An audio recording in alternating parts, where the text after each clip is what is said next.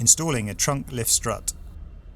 I'm using a step ladder and some pieces of wood to support the trunk as the old struts have completely failed.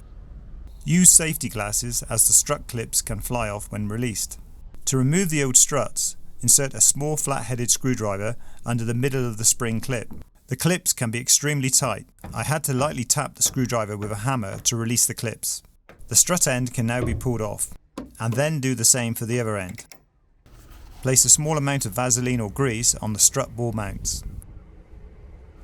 Lift the spring clips on both ends of the new strut. Make sure the spring clip comes out symmetrically. An uneven clip may block the strut bore seat. Install the strut in the same orientation as the old one. Push the new strut end in place over the bore support. Push the clip into place using pliers or something similar to avoid pinching your skin.